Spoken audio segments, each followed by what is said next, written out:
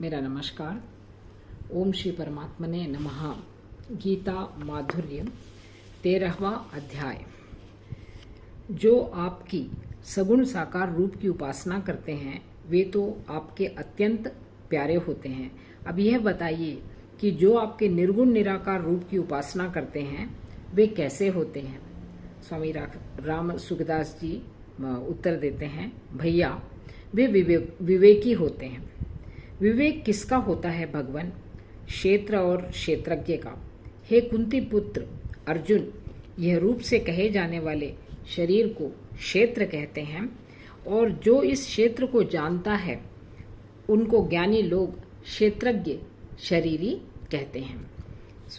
13वें अध्याय का नाम है क्षेत्र क्षेत्रज्ञ विभाग योगा। उस क्षेत्रज्ञ का स्वरूप क्या है? हे भारत, संपूर्ण क्षेत्रों शरीरों में क्षेत्रज्ञ शरीरी रूप में है। मैं ही हूं ऐसा तू जान। यहाँ पर स्वामी राम सुखदास जी लिखते हैं, ऐसा कहने का तात्पर्य है कि यह शरीर तो प्रकृति का अंश है, इसीलिए तू इससे सर्वथा विमुख हो जा, और तू मेरा अंश है, इसीलिए तू सर्वथा मेरे सम्मुख हो जा। दूसरा तात्पर्य यह है कि तूने जहां क्षेत्र शरीर के साथ अपनी एकता स्वीकार कर रखी है वहां मेरे साथ अपनी एकता स्वीकार कर ले, क्योंकि वास्तव में तेरी शरीर के साथ एकता है ही नहीं और मेरे साथ तेरी स्वतः सिद्ध एकता है। इसको तू जान ले। वह जानना क्या है भगवान? क्षेत्र अलग है और क्षेत्रज्ञ अलग है। इसको ठीक ठीक जानना ही मेरे मत में ज्ञान है। तात्पर्य यह है कि क्षेत्र की संसार के साथ एकता है और क्षेत्रज्ञ की मेरे साथ एकता है। इसका ठीक ठीक अनुभव करना ही मेरे मत में ज्ञान है। क्षेत्र और क्षेत्रज्ञ के ज्ञान के लिए कौन सी बातें जाननी आवश्यक होती हैं? 6 बातें जाननी आवश्यक होती हैं। क्षेत्र के विषय में 4 और क्षेत्रज्ञ के विषय में 2। वह क्षेत्र जो है, जैसा है, जिन विकारों वाला है और जिससे पैदा हुआ है, तथा वह क्षेत्रज्ञ जो है और जिसका प्रभाव वाला है, सब संक्षेप में तू मुझसे सुन। जो इसका विस्तार से वर्णन कहाँ हुआ है भगवान? ऋषियों ने, वेदों की ऋचाओं ने और युक्ति युक्त तथा निश्चित किए हुए ब्रह्मसूत्र के पदों ने इसको विस्तार से अलग अलग कहा है। वह क्षेत्र क्या है? मूल प्रकृति, समष्टि बुद्धि, महतत्व, समिष्टि अहंकार, 5 महाभूत, 10 इंद्रियां और 1 मन और इंद्रियों के 5 विषय, यह 24 तत्वों वाला क्षेत्र है। यहाँ पर राम सुखदास जी इसको और भी डिटेल में व्यक्त करते हैं। मूल प्रकृति सबकी माँ है। उस प्रकृति से बुद्धि रूपी पुत्री पैदा हुई। बुद्धि से अहंकार रूपी पुत्र पैदा हुआ। अहंकार की संतान हुई पृथ्वी, जल, तेज, वायु और आकाश, ये 5 महाभूत। 5 महाभूतों की संतानें हुई 10 इंद्रियां, 1 मन और शब्द, स्पर्श, रूप, रस, गंध, ये 5 विषय। इंद्रियां और मन। वह क्षेत्र किन विकारों वाला है? इच्छा, द्वेष, सुख, दुख, शरीर, प्राण शक्ति और धारण शक्ति, इन 7 विकारों सहित यह क्षेत्र मैंने संक्षेप से कहा है। विकारों सहित क्षेत्र यह रूप से अपने से अलग कैसे दिखे भगवान?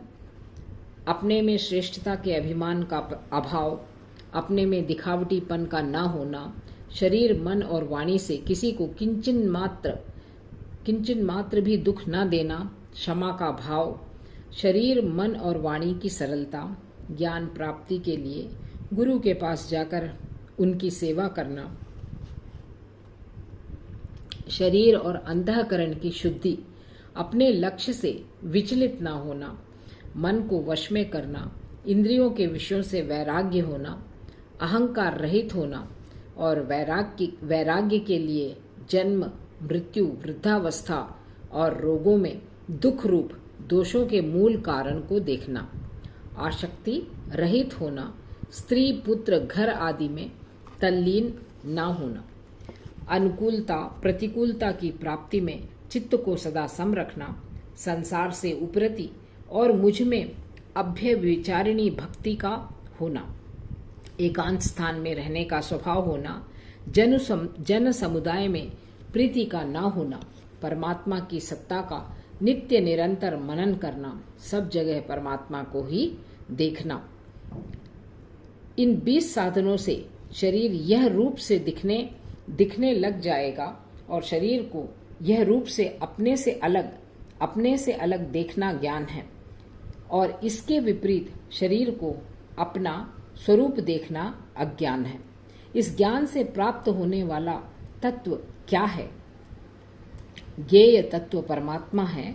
मैं उस ज्ञेय तत्व का वर्णन करूंगा जिसको जानने से अमरता की प्राप्ति हो जाती है। उस ज्ञेय तत्व का स्वरूप क्या है? वह आदि अंत से रहित और परब्रह्म है। वह न सत कहा जाता है न असत कहा जाता है। उस तत्व को सत असत नहीं कह सकते, कारण कि असत के स्वभाव से सत के बिना सत का शब्द प्रयोग नहीं होता, जबकि असत का अत्यंत अभाव है। अतः उस परमात्मा को सत भी नहीं कह सकते।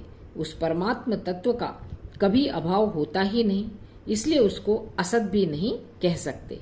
तात्पर्य यह है कि उस तत्व में सत असत शब्दों की अर्थात वाणी की प्रवृत्ति होती है। ऐसा यह निरपेक्ष परमात्मा तत्व है।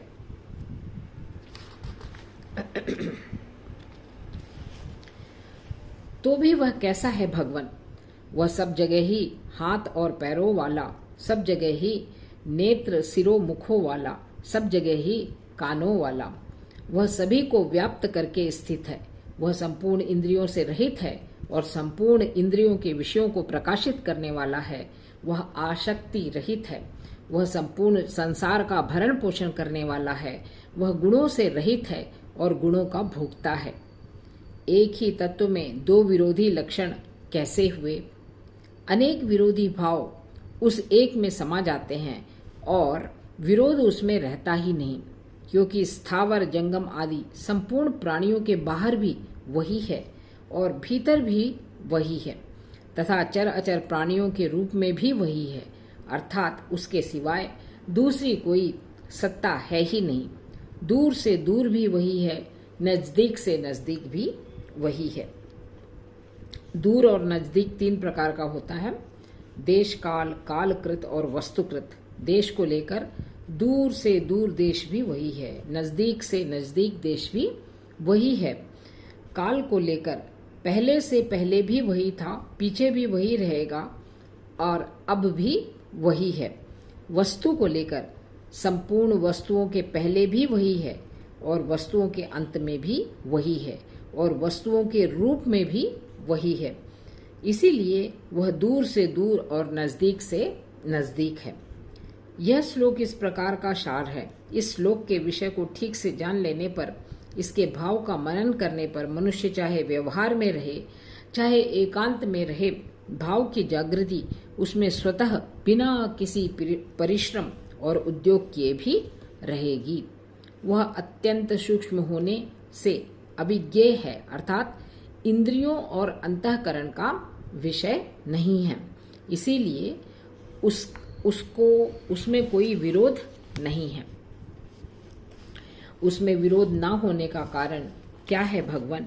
वह परमात्मा विभाग रहित होता हुआ भी अनेक विभाग वाले प्राणियों वस्तुओं में विभक्त की तरह स्थित रहता है। वह परमात्मा संपूर्ण प्राणियों को उत्पन्न करने वाला है, उनका भरण पोषण करने वाला, संहार करने वाला है, अर्थात उत्पत्ति स्थिति प्रलय रूप भी वही है। उस परमात्मा को जानना चाहिए। उसका स्वरूप क्या है? इंद्रियां, मन, बुद्धि आदि के द्वारा जितने ज्ञान होते हैं वे सभी उसी से प्रकाशित होते हैं। इसलिए वह संपूर्ण ज्योतियों ज्ञानों का भी ज्योति प्रकाशक है। उसमें अज्ञान का अत्यंत अभाव है। वह ज्ञान स्वरूप है, जानने योग्य भी वही है, वह ज्ञान से प्राप्त होने योग्य है और सबके हृदय में विराजमान है। और किस किस को जानना है और जानने का क्या माहात्म्य है भगवान? क्षेत्र, ज्ञान और ज्ञेय, ये तीनों को जानना है।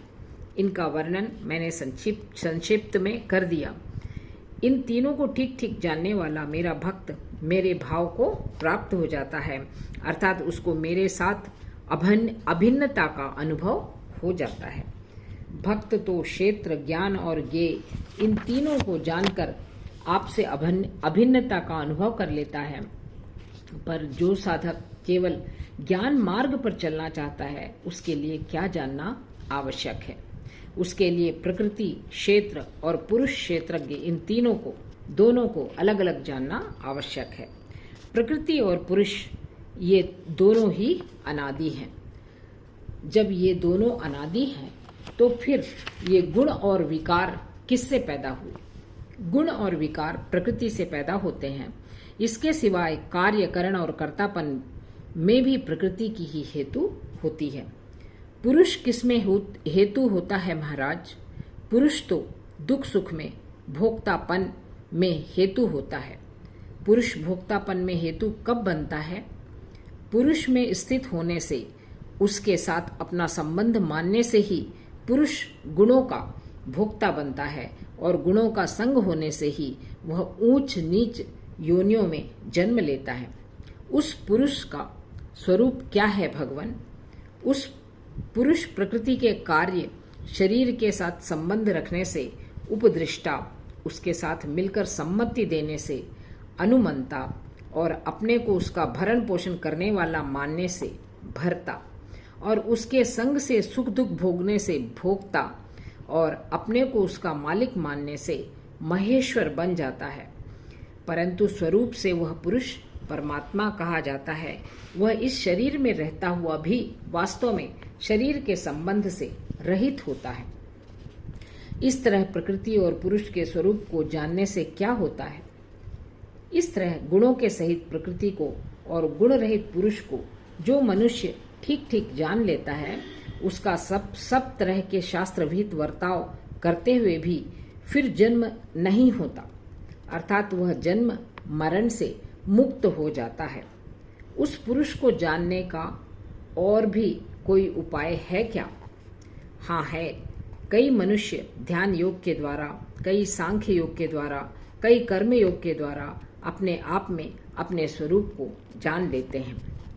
और भी कोई सरल उपाय है क्या? हाँ है। जो मनुष्य ध्यान योग, सांख्य योग और साधनाओं को नहीं जानते, केवल जीवन मुक्त महापुरुषों के आज्ञा के पारायण हो जाते हैं, वे भी मृत्यु को तर जाते हैं, अर्थात मुक्त हो जाते हैं। वे मृत्यु को कैसे तर जाते हैं भगवान? हे भरतवंशियों में श्रेष्ठ अर्जुन, स्थावर और जंगम जितने भी प्राणी पैदा होते हैं, वे सभी क्षेत्र और क्षेत्रज्ञ के माने हुए संयोग से पैदा होते हैं, ऐसा तू समझ। इसीलिए क्षेत्र के साथ अपना संयोग न मानने से वे तर जाते हैं, जन्म और मरण से युक्त हो जाते हैं। इस संयोग के छूटने के लिए मनुष्य को क्या करना चाहिए? दो बातें करना चाहिए। स्वतः सिद्ध परमात्मा के संबंध को पहचानना, प्रकृति शरीर से संबंध को तोड़ना। विषम संसार में जो समरूप में स्थित है, नष्ट होने वालों में जो अविनाशी रूप में स्थित है, अर्थात जो परम ईश्वर है, ऐसे अपने परम स्वरूप को जो देखता है, वही वास्तव में सही देखता है, अर्थात उसको वास्तविक स्वरूप का अनुभव हो जाता है। सब जगह समान रूप से परिपूर्ण परमात्मा के साथ एकता होने से शरीर के साथ तादात्म्य का अभाव हो जाता है। फिर वह अपने द्वारा अपनी हत्या नहीं करता, अर्थात शरीर के मरने से अपना मरना नहीं मानता। इसीलिए वह परम गति परमात्मा को प्राप्त हो जाता है। आपने परमात्मा के संबंध को पहचानने की बात तो बता दी, अब यह बताइए कि प्रकृति शरीर से संबंध कैसे तोड़े? संपूर्ण क्रियाएं प्रकृति के द्वारा होती हैं, ऐसा ठीक बोध होने से वह अपने में कर्तृत्व के अभाव का अनुभव करता है तथा जिस समय वह संपूर्ण प्राणियों के अलग अलग भावों को एक प्रकृति में ही स्थित और प्रकृति से ही उत्पन्न देखता है, उस समय वह ब्रह्मा को प्राप्त हो जाता है। फिर उसकी प्रकृति के साथ संबंध नहीं होता। ऐसा क्यों होता है? हे कुंती नंदन, वह पुरुष स्वयं अनादि है। गुण रहित होने से वह स्वयं अविनाशी परमात्मा स्वरूप है। यह शरीर में रहता हुआ भी वास्तव में न करता है न लिप्त होता है, अर्थात कर्ता और भोक्ता नहीं है। वह लिप्त कैसे नहीं होता? जैसे आकाश सर्वत्र व्याप्त होते भी अत्यंत सूक्ष्म होने के कारण किसी वस्तु, व्यक्ति आदि में कभी लिप्त नहीं होता, ऐसे ही पुरुष सब जगह परिपूर्ण होते हुए भी किसी भी शरीर में किंचन मात्र से लिप्त नहीं होता। यह पुरुष कर्ता कैसे नहीं बनता भगवान? हे भारत, जैसे एक सूर्य संपूर्ण विश्व को प्रकाशित करता है पर उसमें प्रकाशित करने का कर्तृत्व भाव नहीं आता, ऐसे ही क्षेत्रज्ञ संपूर्ण क्षेत्र को प्रकाशित करता है पर उसमें कर्तृत्व नहीं आता, प्रत्युत प्रकाशक मात्र ही रहता है। इस तरह जो ज्ञान रूपी नेत्र से क्षेत्र और क्षेत्रज्ञ के भेद को तथा प्रकृति और उसके कार्य से अपने को अलग अनुभव कर लेते हैं, वे परमात्मा को प्राप्त हो जाते हैं। हरि ओम।